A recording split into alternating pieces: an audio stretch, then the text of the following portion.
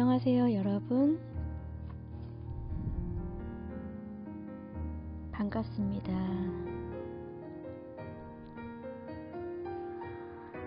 오늘은 돈에 관련된 책을 가져와 봤어요. 항상 돈에 쪼들리는 사람에게 쓰는 책인가 봐요. 항상 돈에 쪼들리는 사람에게 쓰는 책. 제목은 평생 돈에 구애받지 않는 법. 일본 사람인 고코로야 진노스케라는 사람이 지었고요.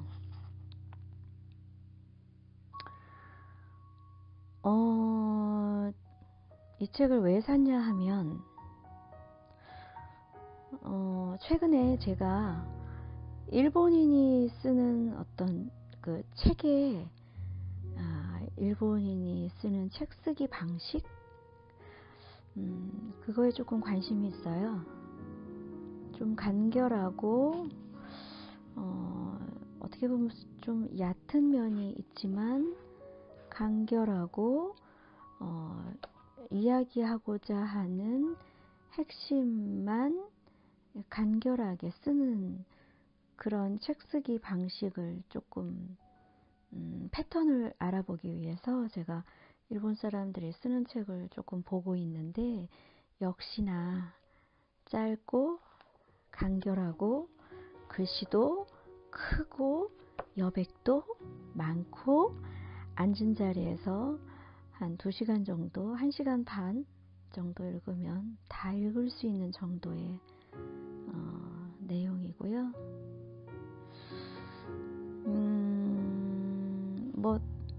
뭐 특별한 이 책의 메시지가 뭔가 특별한 게 있을 것 같아서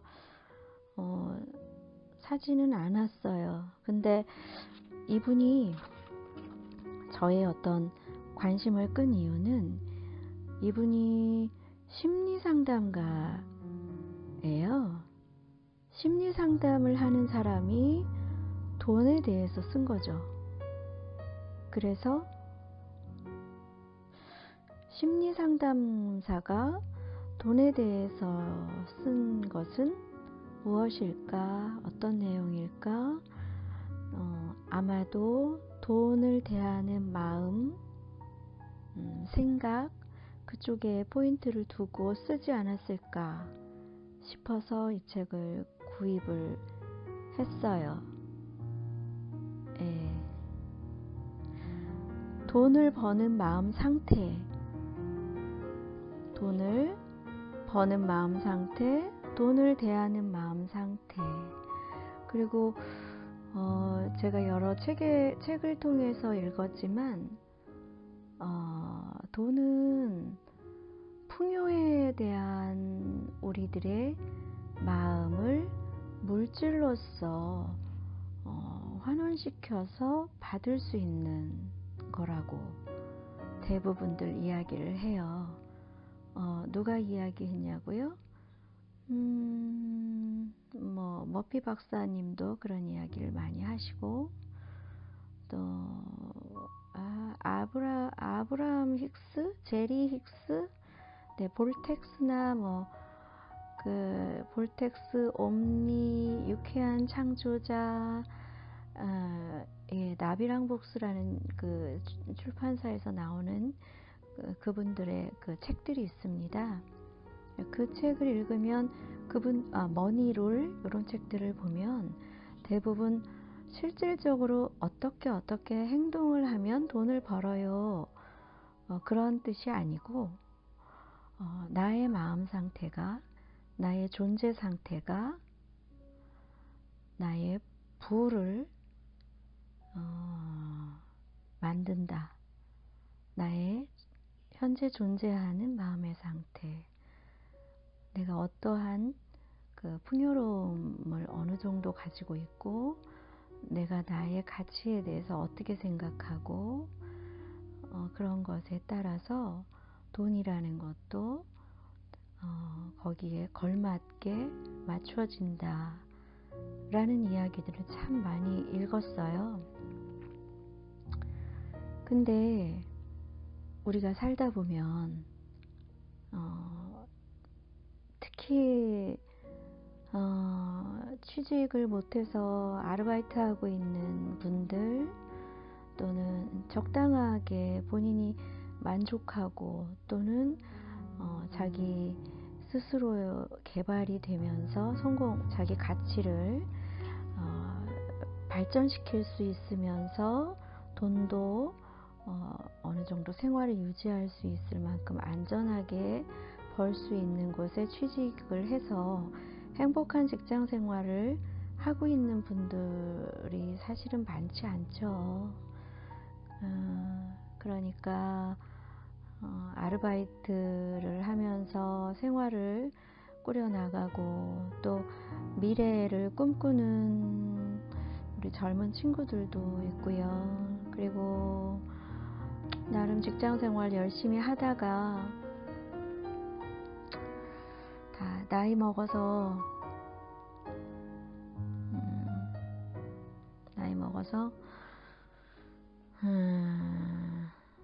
또 사업이나 해볼까? 장사 좀 해볼까? 다른 일을 좀 해볼까? 이렇게 생각하시는 분들, 그래서 이것저것 손도 대시고 또 어쨌든 작은 장사라도 시작하시는 분들, 또 뭐 예전에는 한때 참 경기가 좋았을 땐 잘 나갔는데 요즘엔 참 힘들어요 라고 하시는 분들, 우리가 나가야 할 돈은 많고 뭐 자녀 교육도 있어야 되고 미래를 준비하는 것도 있어야 되고 또 뭐 부모님들도 챙겨야 되고, 이러한 상황에서 정말 돈의 쓰임새는 너무나 많잖아요. 그런데 충분한 돈이 모이지 않고 그러면 참 힘들어요. 심적으로 힘들고, 그리고 어떻게 보면 현대인들의 그런 우울증의 또 굉장한 한 부분을 차지하는 것이 돈 문제죠. 굉장히 많은 부분을 차지하죠. 돈 문제가. 돈은 우리에게 자유를 주죠.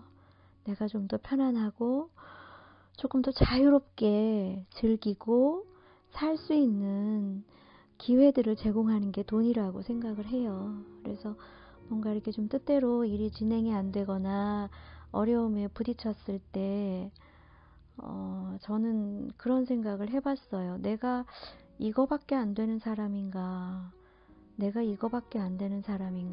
이런 생각도 하고, 돈은 나의 가치에 비례한다는데 내가 나 자신을 인식하는 가치가 낮은 것인가, 이런 생각도 때때로 해봅니다.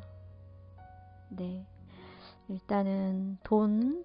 근데 이 책은 돈에 대한 심리서라고 생각하시고 들어주시면 될 것 같아요. 돈에 대한 심리서. 네.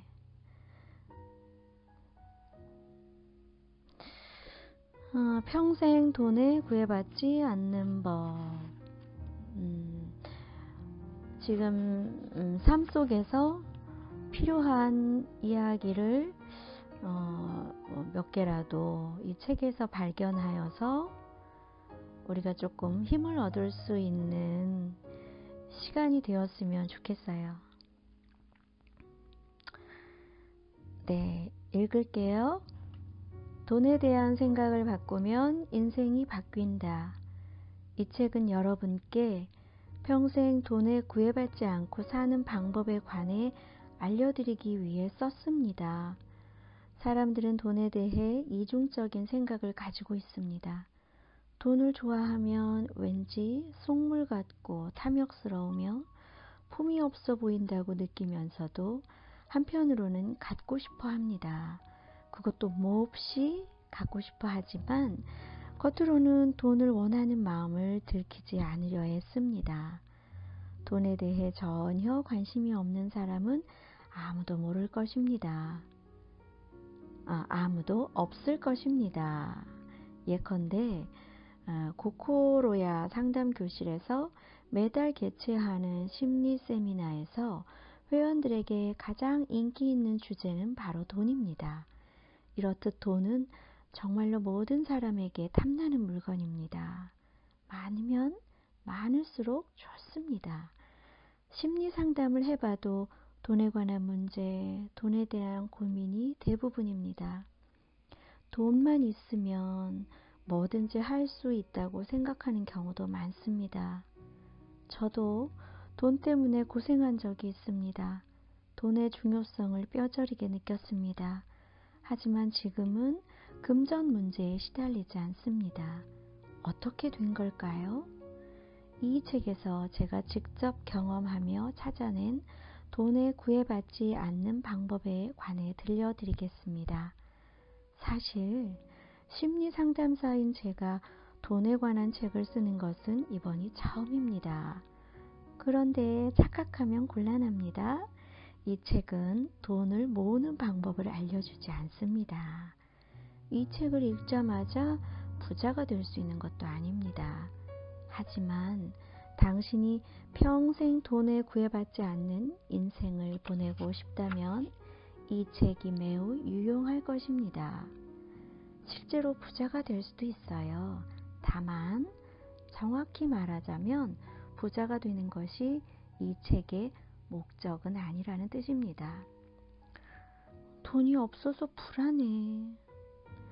에이구, 돈만 있으면 더 나은 인생을 보낼 수 있을 텐데 왜 난 항상 돈이 없는 걸까?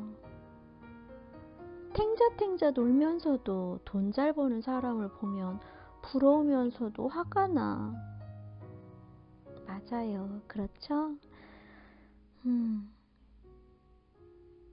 많은 사람들이 이런 식으로 돈 때문에 전전긍긍하거나 돈 많은 사람에 대한 편견을 갖고 있으면서 비뚤어진 심보로 세상에 불만을 표출합니다. 사실 부러운 것입니다. 하지만 그러지 않아도 됩니다. 남을 부러워할 필요 없습니다. 당신도 돈이 필요한 만큼 저절로 들어오는 사람이 될 수 있습니다. 자, 지금부터 저와 함께 돈에 관해 생각해 보도록 할까요? 하지만 그 전에 한 가지 이야기해 둘 것이 있습니다. 서점에 가면 부자가 되는 책이나 재테크 교과서, 어떻게 하면 돈을 벌 수 있을까와 같이 돈과 관련된 책이 잔뜩 진열되어 있습니다. 이런 책이 많다는 것은 돈에 관한 책이 인기가 있다는 뜻입니다. 즉, 돈에 관한 책을 읽는 사람이 많다는 의미입니다.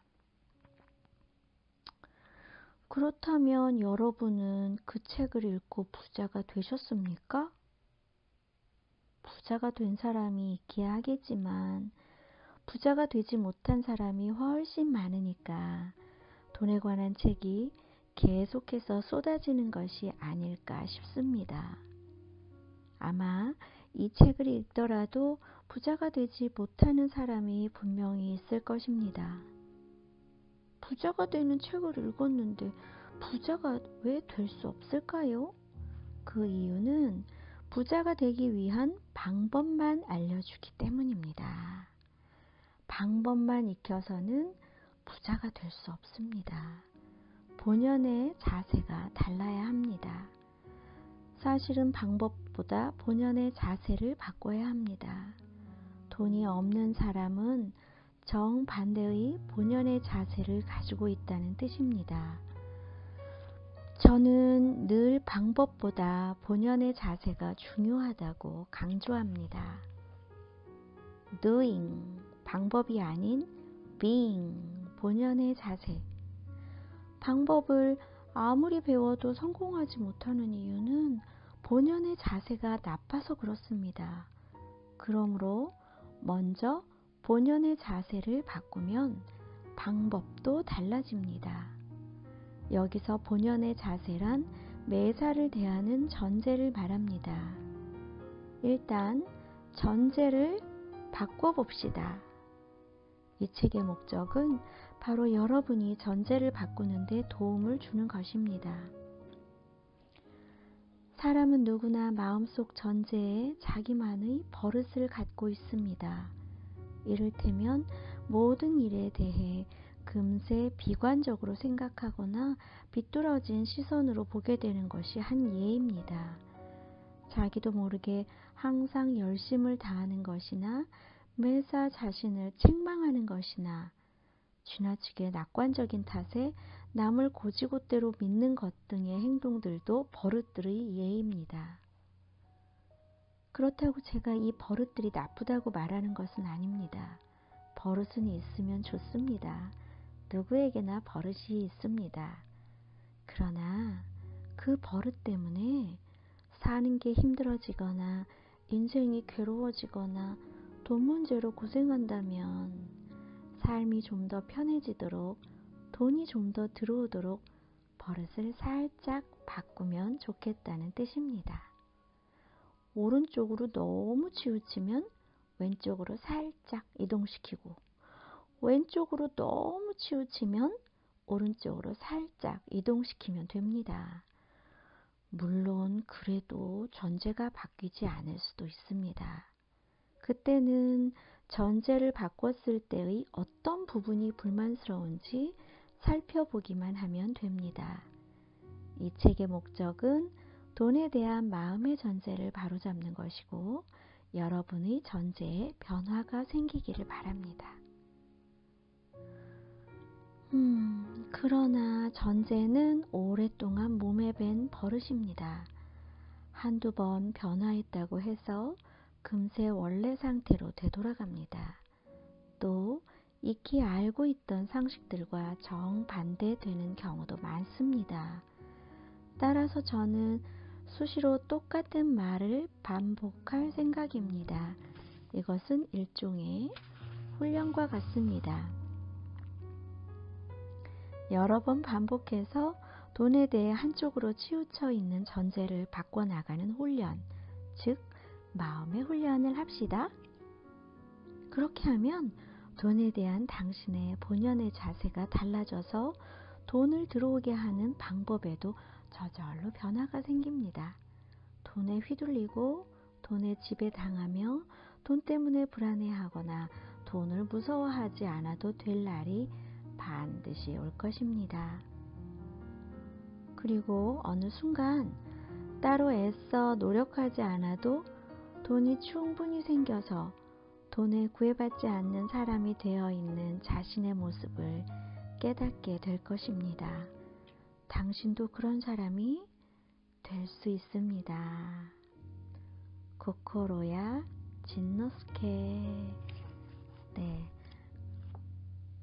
심리상담 하시는 분이라서 그런지 아주 말이 편안하게 흐름을 따라가고 있네요.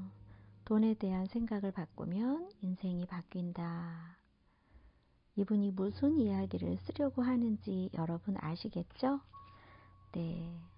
결국은 돈 공부인데 내면 공부로 연결되는 이야기예요.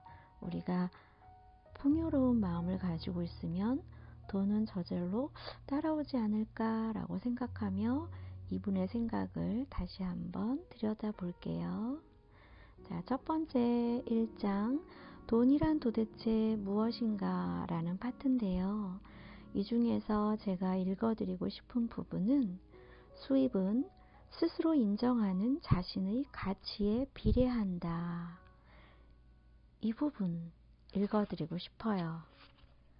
24페이지. 수입은 스스로 인정하는 자신의 가치에 비례한다. 여러분은 자신의 가치를 얼마에 두고 있나요? 우리 돈으로 생각해 볼까요? 내가 일하고, 내가 살고, 내가 존재하는 나의 가치는 얼마짜리일까? 나의 삶은 몇 점짜리일까? 라는 생각 해본 적 있으세요? 이 글을 읽으면서 함께 내가 나 자신을 바라보고 있는 나의 가치가 어느 만큼인지 돌아볼 수 있는 시간이 되었으면 좋겠어요. 자, 자신에게 뭔가가 있다고 느끼면 안도감을 가질 수 있습니다.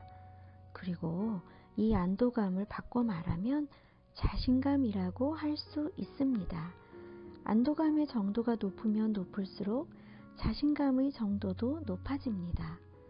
자신감의 정도가 높으면 불안한 마음이 줄어들어서 돈이 없어도 무섭지 않습니다. 비록 돈은 없더라도 자신에게는 뭔가가 있으니까 모두가 인정해주고 친절하게 대해주며 안심할 수 있다고 생각합니다. 이 생각이 다시 자신감을 높여줍니다. 대부분의 사람들은 이렇게 말합니다. 아니요, 아무것도 없어요. 하지만 그저 모르고 있을 뿐입니다. 실제로 진실을 깨닫고 변화한 사람들은 하나같이 이렇게 말합니다. 아무것도 없다고 생각했지만 사실은 있었습니다. 그렇습니다. 돈, 풍족함, 애정, 자유, 매력, 능력 등은 모든 사람이 갖고 있는 것입니다.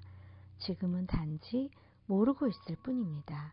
지금은 단지 눈에 보이지 않을 뿐입니다.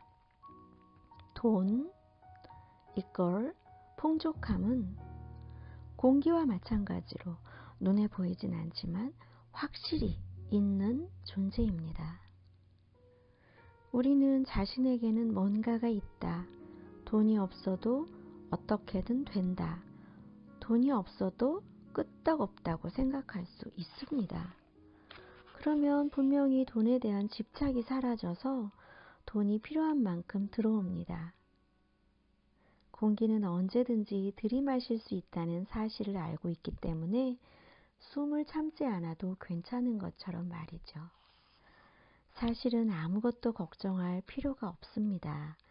자신이 자유롭다는 사실을 깨달으면 반드시 풍족해질 수 있습니다. 요컨대 숨을 들이마셔도 된다, 숨을 내뱉어도 된다고 무의식적으로 깨닫고 있는 상태와 마찬가지입니다. 자신감의 정도는 풍족함의 정도, 즉 수입의 정도입니다. 이와 반대로 자신감이 없는 사람은 돈이 없으면 큰일 난다. 다시 말해 열심히 노력하지 않으면 돈이 들어오지 않는다고 생각하는 탓에 늘 불안해합니다. 불안해서 돈을 갖고 싶어 합니다. 불안해서 돈에 매달리려고 합니다. 불안해서 돈이 들어와도 쓰지 못하고 모으기만 합니다. 돈을 모으고 또 모아도 불안해합니다. 돈이 아무리 많아도 부족함을 느낍니다. 즉, 자신감의 정도는 수입과 같습니다. 자신감은 안도감의 정도입니다. 안도감이란 마음이 열린 상태를 말합니다. 따라서 정리하면 다음과 같습니다. 수입 이퀄 자신감의 정도 이퀄 안도감의 정도 이퀄 자신이 인정하는 자신의 존재 가치. 수입 이퀄 자신감의 정도 이퀄 안도감의 정도 이퀄 자신이 인정하는 자신의 존재 가치. 결국 수입은 자기 스스로 결정한 것입니다. 공기가 항상 있다는 사실을 알고 있기에 숨을 참지 않아도 된다. 언제든 숨을 들이마시고 내뱉어도 된다. 돈이 항상 있다는 사실을 알고 있다면 돈 때문에 걱정할 필요가 없다. 언제든 필요할 때 쓰면 필요할 때 들어온다.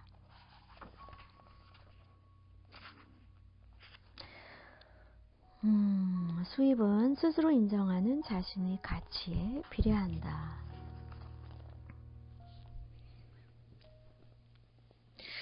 이거 읽으면서 제가 드는 생각은 제가 처음 교육사업 시작할 때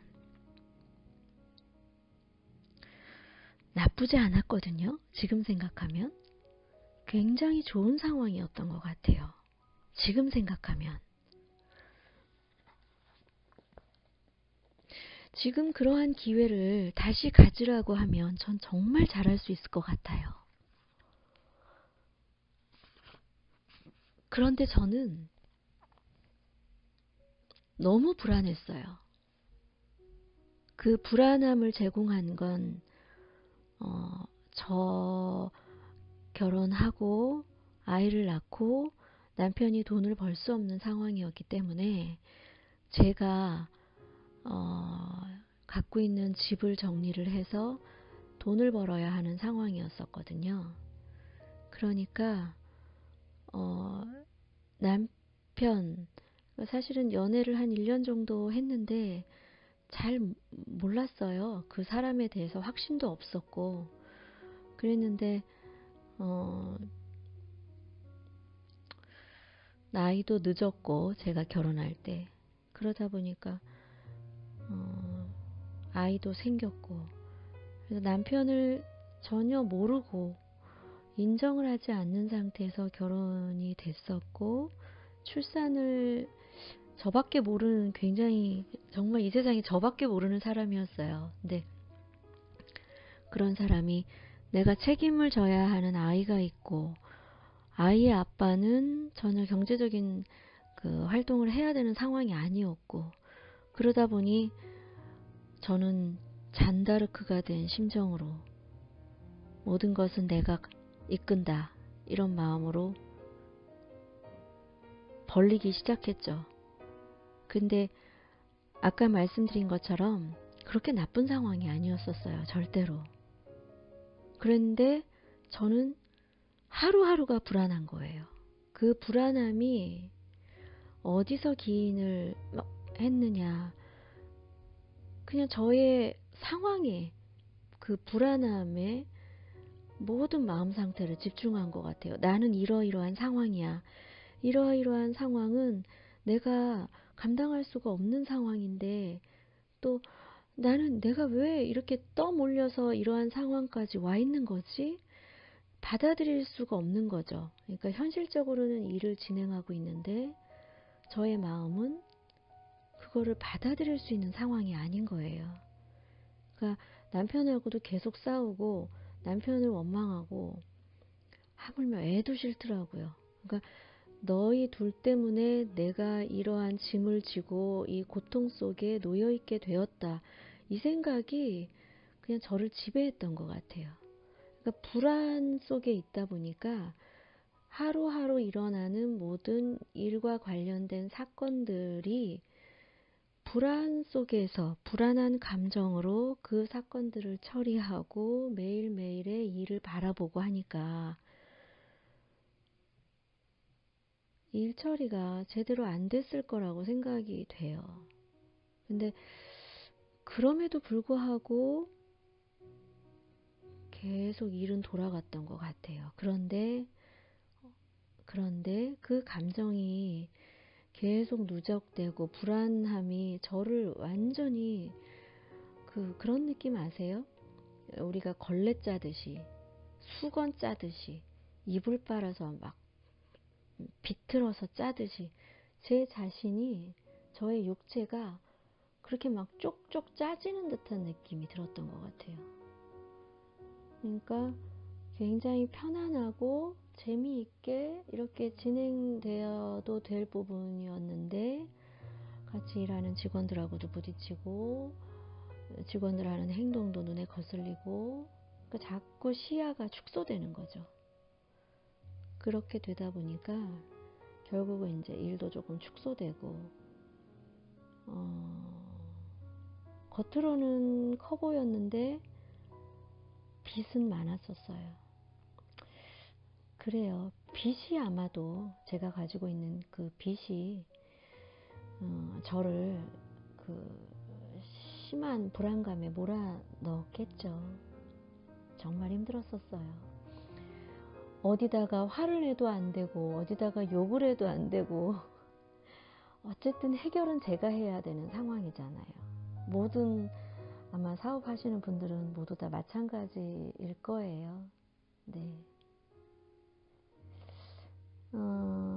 근데 돌이켜서 많은 세월이 지난 다음에 제가 그 시절을 다시 돌이켜 봤을 때는 내가 그렇게 불안해하지 않아도 됐었는데, 이런 생각이 들어요. 내가 조금 편안해하고 그랬으면 더 많은 아이디어가 나왔을 거고, 더 많은 관계 개선이 있었을 거고, 일을 훨씬 더 잘했을 거고, 그랬을 거란 생각이 들어요. 그러니까 고객들하고 마주할 때도 저는 불안한 거죠. 그래서 저 사람, 내가 너무나 불안하니까 저 사람들한테 나의 모든 것이 들키는 듯한 그런 느낌이 들으니까 자신감이 없고 자꾸 쪼는 거죠. 그래서 그래도 그 당시에 나름 참 애를 쓴 게 뭐냐면, 거울을 보면서 나는 할 수 있어. 너는 할 수 있어. 윤희야, 너는 할 수 있어. 난 오늘 이기러 나간다. 할 수 있어. 아무도 나에게 불행을 가져다 주지 못해. 아무도 나에게 실패를 가져다 주지 못해. 이런 식으로 거울을 보면서 매일 아침에 화장하고 드라이 할 때마다 그런 행동을 했던 게 기억도 또 나네요. 그러니까 또 지금까지 또 유지가 되고 있는 거 아닐까요? 많은 분들이 사실 실패하고 사업을 접고 그랬을 때 저는 그냥 편안하게 유지를 하고 있는 것 같아요. 지금은 굉장히 편안하게 유지를 하죠. 물론 이제 사업이라는 게 매출이 올랐다 내렸다 이렇게 하기는 하지만 매출이 떨어졌다고 해도 뭐 딱히 그렇게 부담을 느끼거나 불안해하지 않는 것 같아요. 매출이 떨어졌을 때 저의 내면에 집중을 해요. 어제 그 자기 신뢰, 랠프 월도 에머슨의 자기 신뢰를 어제 제가 읽었는데 그거를 오전 내내 읽었습니다. 그런데 제가 이제 오후에 출근을 하잖아요. 오전 내내 읽고 오후에 나갔는데 왠지 안개 속에 있던 제 머리가 개운하게 맑아지는 느낌? 네. 지혜와 자신감과 용기를 가진 사람의 이야기를, 그 사람의 글을 긴 시간에 걸쳐서 읽다 보니까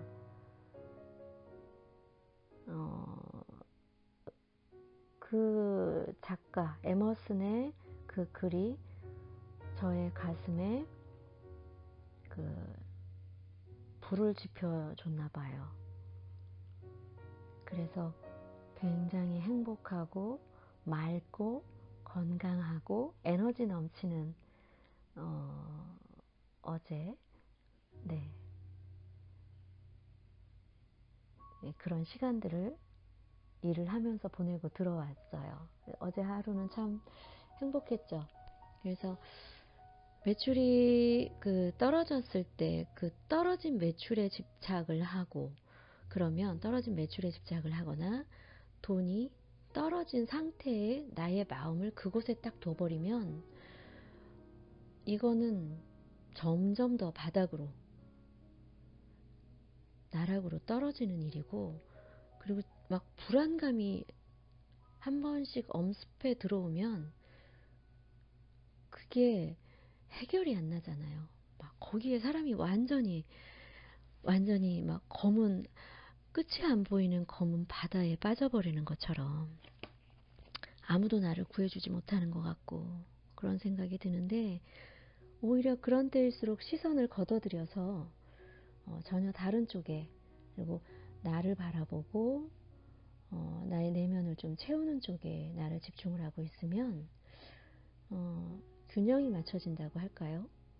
네, 나의 내면을 좀 더 풍요로운 쪽에 맞춰버리면 어려운 상황이 어느 정도 시기를 지나고 나면 균형점을 찾아서 올라와요.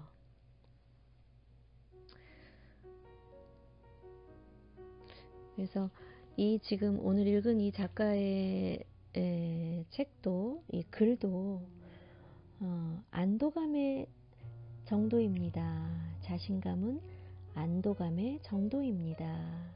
안도감이란 마음이 열린 상태를 말합니다.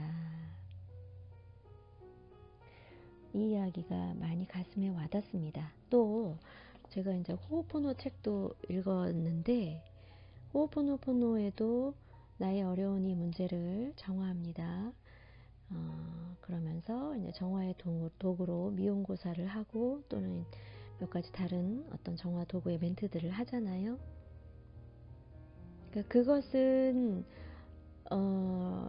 만약에 내 사업장이 있는데 거기에다 대고 매출이 떨어진 사업장을 보고 내 매출이 떨어졌습니다. 간절한 마음으로 사랑해요, 미안해요, 용서해요, 사랑해요, 미안해요, 고마워요. 그렇게 하는 게 아닌 것 같아요. 그냥 마음을 툭 떨어뜨리고 마음을 열고 그리고 내 내면에 집중해서 그 사업장에다가 정화를 하는 게 아니거든요. 제가 알기로는 그 내 안에 있는 내면 아이, 잠재의식 우니피리의 마음을 달래고 안심시키는 거죠. 그러니까 결국은 호호포노포노도 안도감 그리고 마음이 열린 상태를 만들어주는, 그러니까 절대로 불안해서 벌벌벌벌 떨면 돈은 나랑 안 친해지려고 하는 것 같아요. 그래서 조금 더 편안하고 안정적인 마음으로 오히려 조금 힘들 때 자신에게 집중하고 자기가 평상시 하고 싶었던 일에 조금 더 집중하고 그렇게 편안한 상태를 유지하다 보면 다시 균형을 찾아서 올라오고 하는 부분에 대해서 믿었으면 좋겠어요. 저도 믿고 여러분들도 믿고. 신을 믿는 종교가 있는 분들은 신께서 나의 어려움을 함께 하시고 신께서 이 모든 것을 선으로 주관하실 것을 믿습니다. 모든 것을 신에게 맡기고 신께서 이 모든 것을 완전하게 하실 줄 믿습니다. 하나님께서, 예수님께서 무거운 짐을 나에게 다 맡겨라, 내려놔라 하는 것은 그 고통과 그 불안과 그 어려움을 들고 있지 말라는 거죠.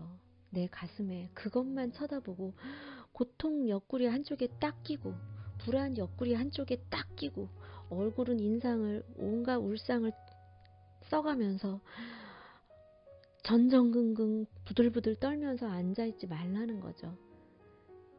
나에게 오라, 수고하고 무거운 짐을 진 자들아 나에게 오라. 그것은 그걸 다 내려놓고 온전한 평화와 사랑의 상태로 나의 마음을 내려놓았을 때 거기에 걸맞는 부와 풍요와 사랑과 자유와 기쁨이 올 것이다 라는 뜻이 아닐까 생각해요.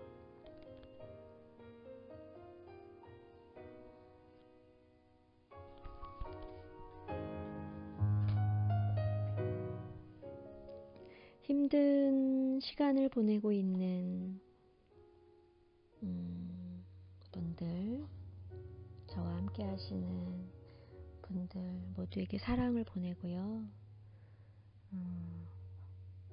마음속에 평화와 기쁨을 유지하시는 시간들이 되시길 바랍니다. 여러분 사랑해요. 사랑해요.